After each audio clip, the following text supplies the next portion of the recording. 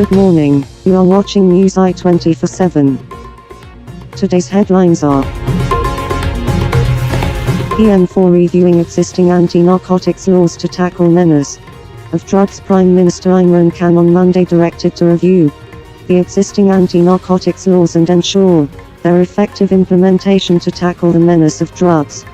He expressed his deep concern over the trends of drugs in the society, particularly youth, and said the same posed severe dangers to the future of young generation. The Prime Minister, while presiding over the meeting of National Anti-Narcotic Council here, said the data regarding drugs in the society depicted the fact that the current anti-narcotics efforts and measures were insufficient. Federal Ministers Murad Saeed, Shafkat Mahmood, Shaukat Tarian, Fawad Hassan, Dr. Farah Nazim, Said Ali Haider Zaidi, Brig Registered Trademark Ijaz Ahmad Shah, Pioneer Al-Haq Qadri and Special Assistant to PM Dr. Faisal Sultan were in attendance. Chief Minister Punjab Sadar Usman Buzda, Chief Minister Sindh Syed Murad Ali Shah, Chief Minister Khyber Pakhtunkhwa Mahmood Khan, Chief Minister Gilgit-Baltistan Khalid Rashid, Prime Minister Azad Jammu and Kashmir Sadar Abdul Qayyum Niazi, and Director General Anti-Narcotics Force ANF, Maj. Gen. Ghulam Shabi and senior officers concerned also attended the meeting. The Prime Minister directed to formulate a comprehensive and coordinated strategy to effectively check the production, sale and purchase as well as the use of narcotics. The participants were unanimous of the view that the federal and provincial government will have to work jointly and through effective coordination. The meeting decided that besides the utilization of modern technology, measures will also be taken at the level of schools and colleges to check and discourage this menace. The establishment of model treatment centers for the rehabilitation of people affected by narcotics will also be part of the strategy. FM4 enhanced international engagement with Afghanistan through constructive actions. Foreign Minister Makhdoom Shah Mahmood Qureshi on Monday underscored the need for the international community to enhance engagement with Afghanistan with positive messaging and through constructive actions. In particular, he emphasized the imperatives of addressing the urgent humanitarian needs and ensuring economic stability of Afghanistan. The foreign minister expressed these views during talks here with his Italian counterpart Luigi Di Maio. The talks covered the latest developments in Afghanistan and bilateral relations. Foreign Minister Qureshi shared Pakistan's perspective on the evolving situation in Afghanistan, stressing the importance of a peaceful and stable Afghanistan for Pakistan and the region. He highlighted the country's efforts for regional peace, security and stability. The foreign minister underlined that it was vital to support the Afghan people at this critical juncture. He emphasized the importance of stabilizing the security situation in Afghanistan, preserving the peace, and preventing any mass exodus of Afghans as refugees. The foreign minister also apprised the visiting foreign minister of his interactions with the leadership of the immediate neighboring states of Afghanistan and efforts to evolve a coordinated approach. Noting Pakistan's facilitation of evacuation operations, the foreign minister reiterated support for Italy's endeavors. In the bilateral context, Foreign Minister Qureshi underlined the importance Pakistan attached to its relationship with Italy, and affirmed the desire to further expand mutual cooperation in all fields. The foreign minister also expressed satisfaction at close cooperation between the two countries at the multilateral fora, including the EU and the UN. The foreign minister invited the Italian foreign minister to visit Pakistan for the second ministerial review under the Strategic Engagement Plan. Pakistan prepared to thwart any plot to hamper peace. President Dr. Arif Alvi has stated that Pakistan, being fully cognizant of developments in its neighborhood, was committed to securing peace, and prepared to thwart any plot hatched to hamper peace. This brave nation will never compromise on our sovereignty, security and territorial integrity, Dr. Alvi said in his message on the occasion of Defense and Martyrs Day, September 6. The president expressed his confidence that the spirit of 6th of September had made them stand firm and steadfast against all odds. Today we are actively fighting a hybrid war being waged against us. I commend the security agencies for their relentless efforts towards exposing the enemy carrying out covert activities, he added. The president called upon the world community to come forward and condemn such naked hostilities aimed at sabotaging peace and stability in the region. He emphatically stated that Pakistan would never back away from its principled stand on the issue of Indian illegally occupied Jammu and Kashmir, I urge. We stand by the people of Kashmir in their just struggle for the right to self-determination, guaranteed under the UN Security Council resolutions, he maintained. The president said the country's Defense and Martyrs' Day on 6th of September stood out in history as a symbol of courage, patriotism and commitment, shown by the armed forces, and by the valiant nation. Gov strives for rule of law to attract foreign investment, tourism.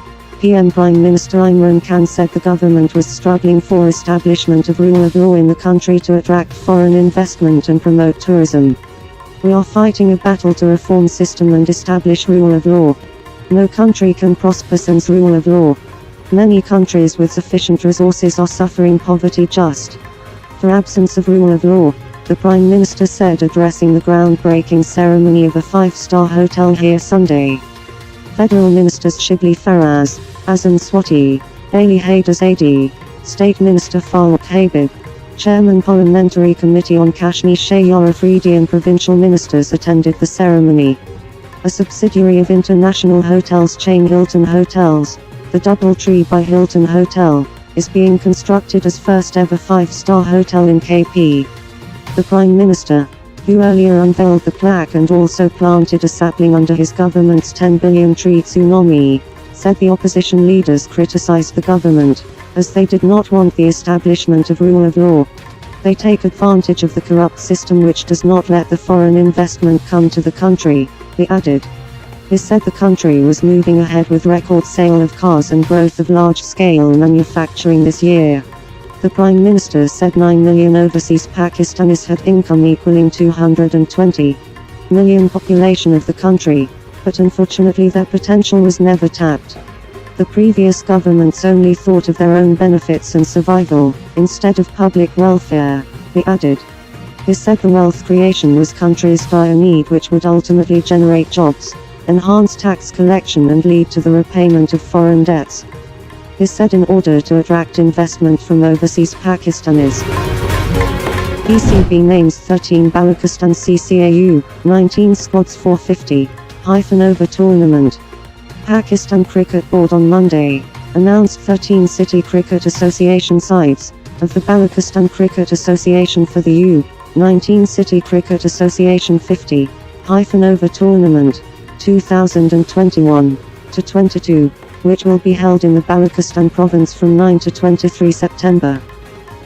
The tournaments in central Punjab, northern Sindh and southern Punjab are underway from 5 September, while the event in Khyber Pakhtunkhwa will get underway from 7 September. The Balochistan event is commencing after the conclusion of the age verification process of the players. As per the eligibility criteria for the ICC U-19 Cricket World Cup West Indies 2022, players born on or after 1st of September 2002 will be eligible for selection.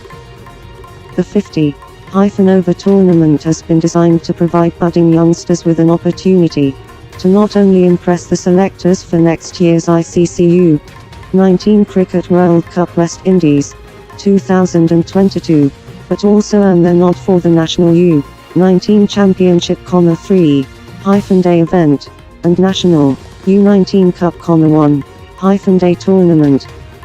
The two domestic events will be played from 3 October to 12 November.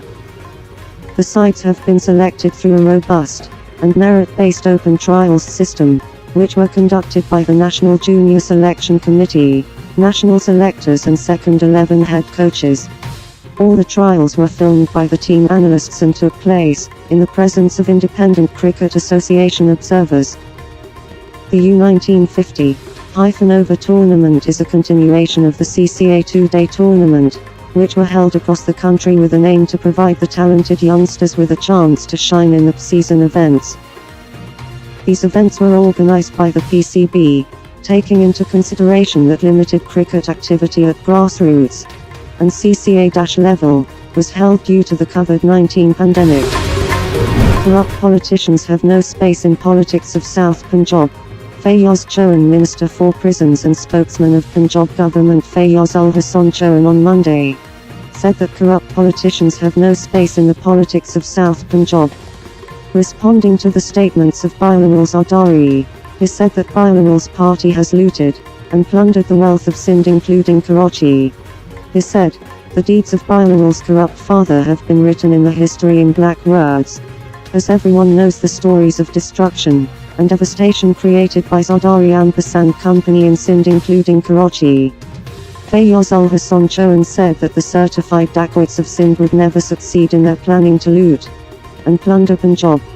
The conscious and zealous people of South Punjab have shown a mirror to Bilawal and his Tanga party. After failing everywhere, the Ladla is returning from South Punjab with a medal of failure. He said that those who are declared corrupt have no place in the politics of Punjab. The provincial minister said that Bilawal should remember that his veins contain the blood of Mr. 10% and not of Bhutto, so he should speak according to his height. Fayaz Ul Hasan Chauhan also said that the leaders of PPP were making negative propaganda against the politics of nobility, honesty and service of Prime Minister Imran Khan and Punjab Chief Minister Sardar Usman Buster. He further said that PML-N and PP had robbed the rights of the people of South Punjab during their tenures, as they continued to steal the funds allotted to the people of South Punjab by giving hollow slogans. Referring further to South Punjab, he said that Punjab Chief Minister Sardar Usman Buster had restored the legitimate rights of the people of South Punjab. China appreciates PM Imran Khan's remarks on poverty alleviation. Chinese Foreign Ministry spokesperson on Monday appreciated Prime Minister Imran Khan's recent remarks on China's poverty alleviation campaign, and said China was ready to strengthen exchanges and cooperation with other countries in poverty reduction.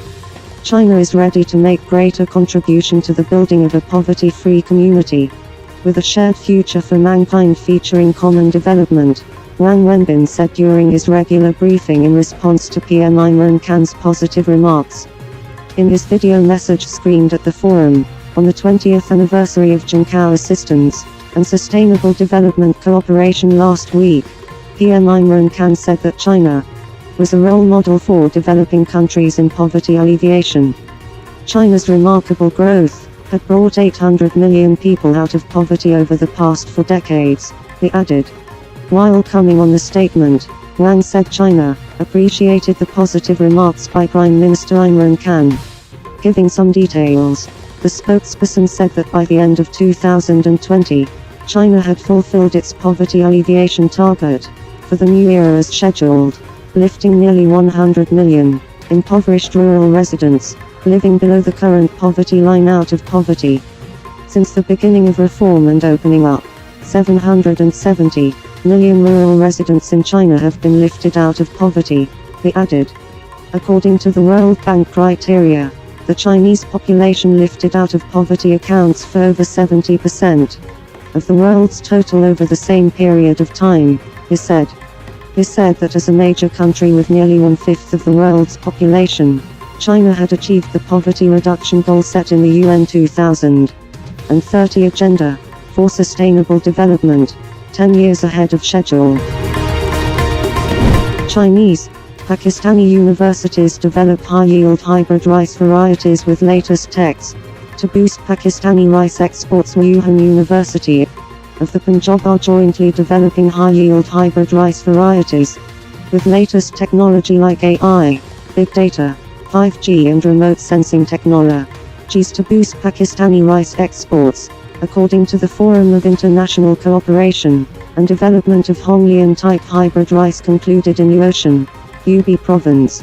These rice varieties are cultivated in Hubei Province under the Wuhan University of the Punjab Joint Research Center for Honglian-type hybrid rice. Honglian hybrid rice, developed by Professors Yu Ying of Wuhan University, member of the Chinese Academy of Engineering, is one of the world's 3 major types of cytoplasmic male sterility chromatins, of rice Oryza sativa L, that has been commercially used in hybrid rice seed production. By 2021, the accumulated acreage of Honglian hybrid rice, globally has exceeded about 30 million hectares. In 2019, Wuhan University and University of the Punjab established cooperation ties to develop Honglian hybrid rice in Pakistan together. In the past 2 years, Honglian hybrid rice achieved promising harvests in 6 demonstrative plots in Lahore, Gujranwala, Bari, Pakpatan in Punjab, Shaikapa and Larkana in Sindh, basically covering main rice planting regions in Pakistan. In 2020, 3 excellent varieties of Honglian hybrid were submitted to Pakistan's regional trials for seed certification and registration, and the results indicated that the yield of Honglian hybrid rice performed distinctly higher than the Czech varieties among the total 104 hybrid rice varieties. It is worth mentioning that Honglian WR1901 had a high seed setting rate of 95%, and a yield of 12.9 tons/ha, higher than that of the control group by 12.17%, which aroused great interest from local farmers and dealers.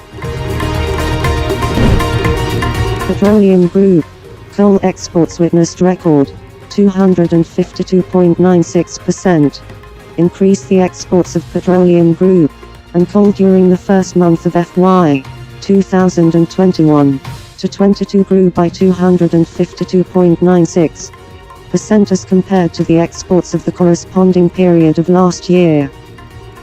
During the period from July 21st, Petroleum Group and coal worth United States $29,405 were exported as compared to the exports of United States $8,331 during the same period last year. According to the data released by the Pakistan Bureau of Statistics, the exports of petroleum crude were increased by 100%, worth the United States $28,283 were exported as compared to the nil exports of the same period last year. Meanwhile, the exports of petroleum products, ex-coal top naphtha, decreased by 40.38%, worth United States $1,112,000 were also exported in the current financial year as compared to the exports, valuing the United States $1,882 of the same period last year. Thanks for watching News i24/7. For more news visit our website on www.newsi247.tv or follow us on Twitter, YouTube and Facebook.